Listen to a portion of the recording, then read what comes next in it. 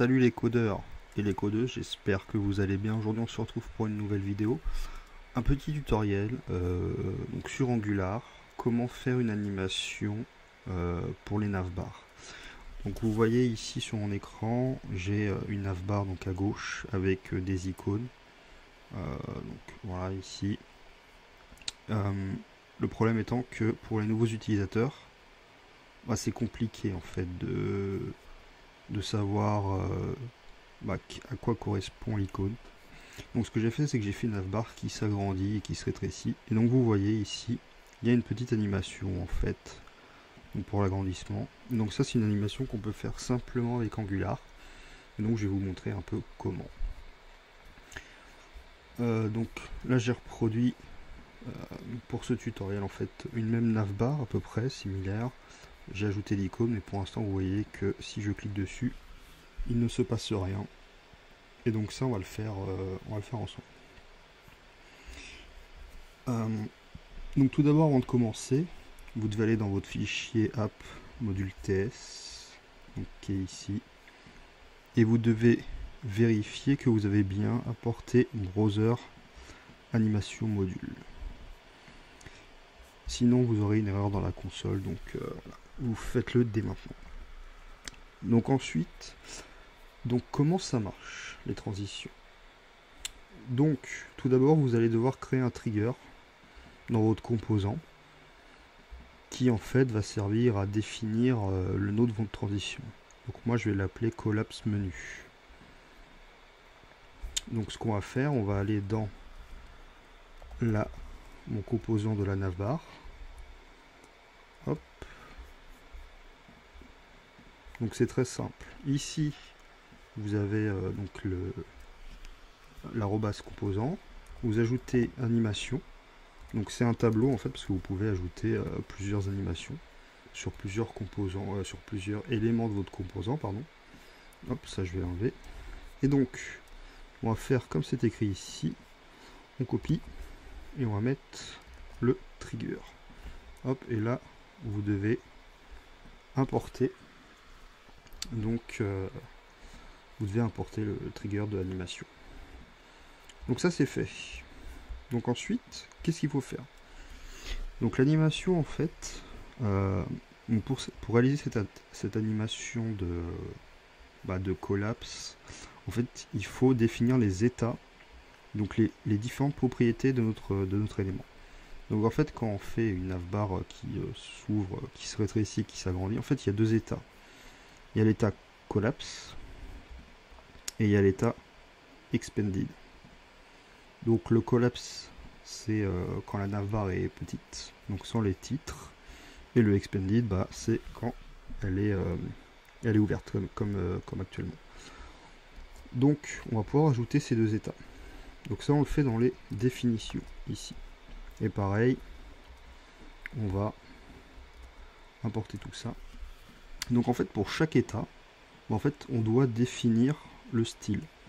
Donc quand c'est collapse, je mets la taille, la largeur pardon, à 80 pixels. Et quand je mets expanded, eh bien le style devra avoir 220 pixels. Et donc enfin, on va faire la dernière étape qui est de définir la transition. Donc la transition, c'est de définir comment est-ce qu'on passe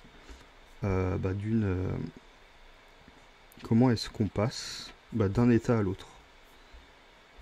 Alors attendez. Hop. Et là, j'ajoute. Et voilà. Et donc là, en fait, on dit donc que on peut passer de collapse à expanded et de expanded à collapse. Donc en fait, ça c'est ça veut dire que vous pouvez passer de l'un à l'autre et de l'autre à l'un, en fait, dans les deux sens. Et on va ajouter une petite animation de 3 millisecondes. Ok. Et donc là, évidemment, si je clique dessus, ça ne fait rien. C'est normal. Donc, qu'est-ce qu'il faut faire après? Et bien ensuite, après, il va falloir qu'on fasse, qu'on ajoute un petit state. Voilà. Donc, ce qu'on veut faire en fait, c'est d'ajouter un état. Donc, qui va être de savoir si la navbar est expanded ou non. Et donc en fait ici on va mettre les valeurs qui sont possibles dans de nos états. Donc soit collapse, soit expanded. Donc nous on va la mettre à expanded. Comme ça. Ok. Et donc on va faire une fonction. Donc on va faire expand. Et donc tout simplement en fait on va changer le state. Donc this.state égale. Donc si mon state est égal à expanded, alors je vais le mettre à collapse. Et sinon, je le mets à expanded. Donc là en fait on fait une ternaire. Donc ça vérifie est-ce que l'état c'est expanded. Si oui, du coup je mets la valeur à collapse. Sinon, ça veut dire qu'on est à expanded. Sinon on est à collapse, du coup je mets expanded. Et maintenant il va falloir appeler notre fonction. Donc en fait, l'animation qu'on a définie ici, pour l'instant on l'a appliquée sur aucun élément de notre composant. Donc là c'est ce qu'on va devoir faire. Donc on va aller dans notre navbar. Hop, donc là c'est le code de la navbar. Donc j'ai pas fait le tutoriel pour faire une navbar parce qu'en général, bon, ça il y a déjà plein de tutoriels qui sont faits dessus. Mais n'hésitez pas à mettre en commentaire si vous souhaitez que je vous fasse le tutoriel pour faire cette magnifique navbar.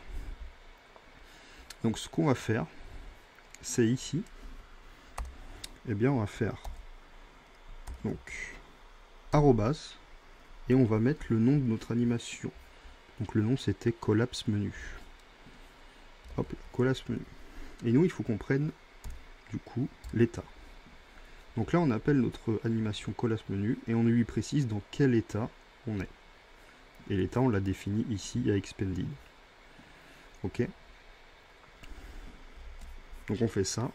Ici on voit que ça change rien pour l'instant. Si par exemple je change ici et que je mets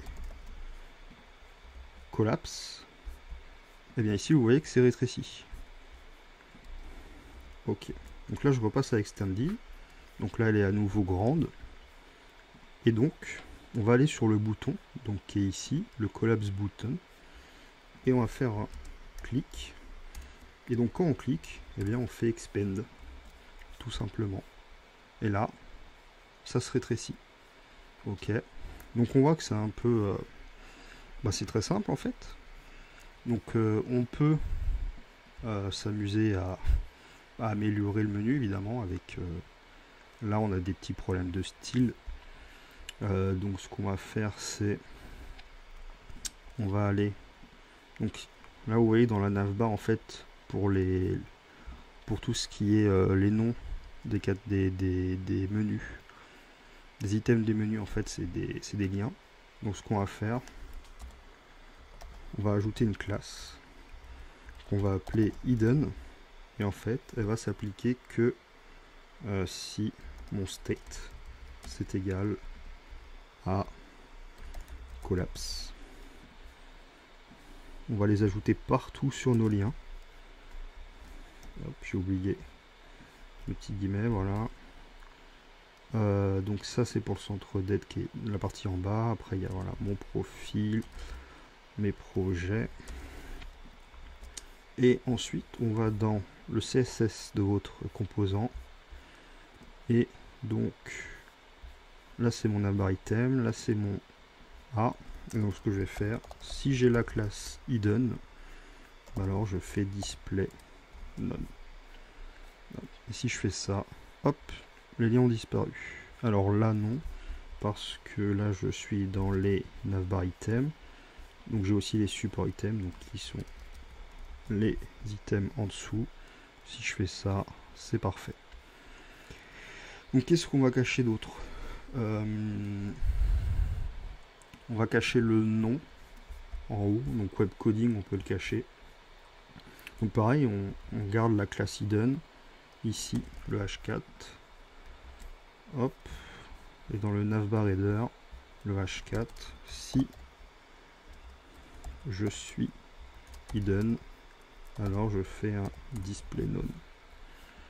Hop, et voilà.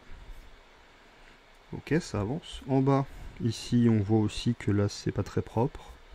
Donc on va faire, on va juste garder en fait la lettre. Donc ça, c'est la lettre qui représente le prénom de l'utilisateur. Donc on va juste garder ça en fait. Donc on va cacher tous les spans là qui sont le nom, la compagnie. Hop, pareil. Et donc on va faire name et application. Donc c'est ici. Si je suis en hidden, display none. Et ici, pareil.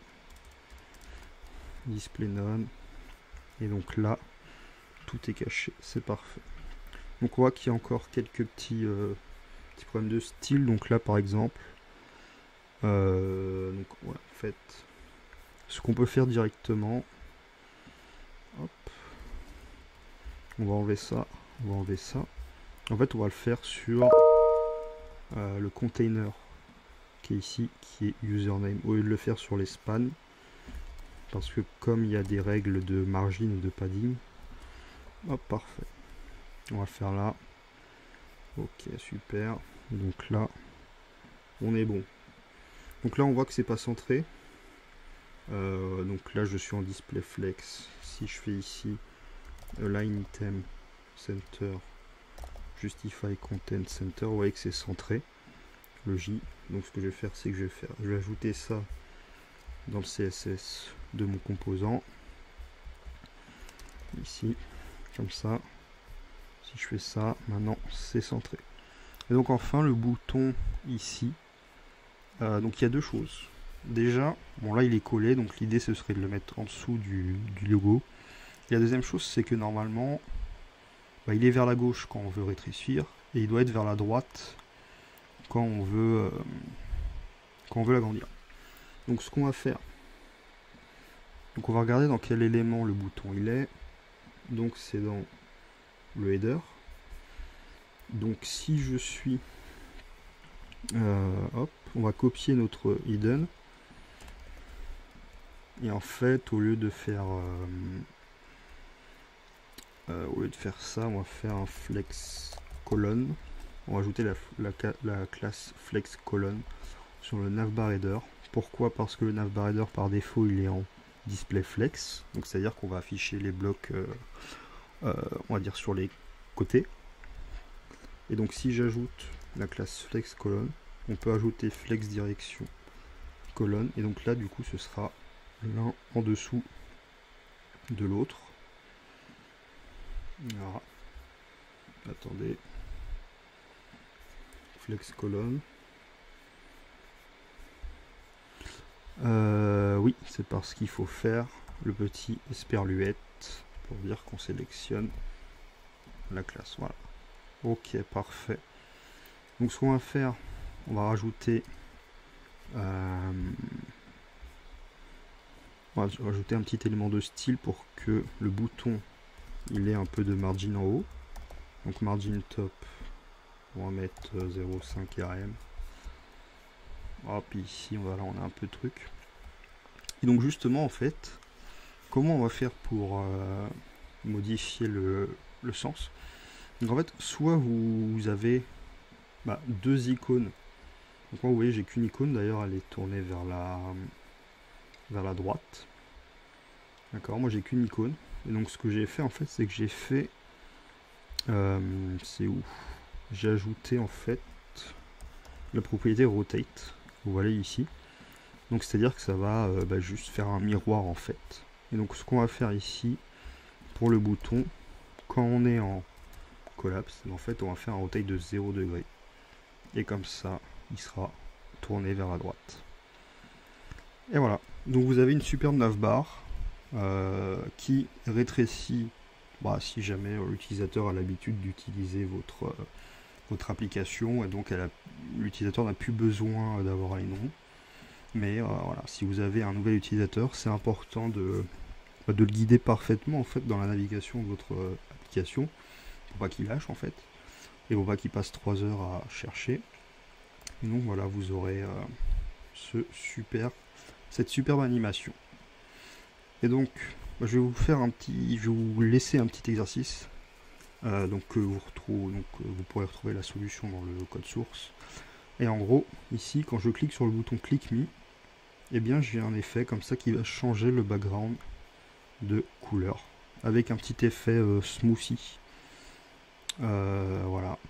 Donc je vous laisse me dire en commentaire votre solution, ou vous m'envoyez un DM en privé, et puis on regardera ça ensemble si vous avez des questions. À la prochaine!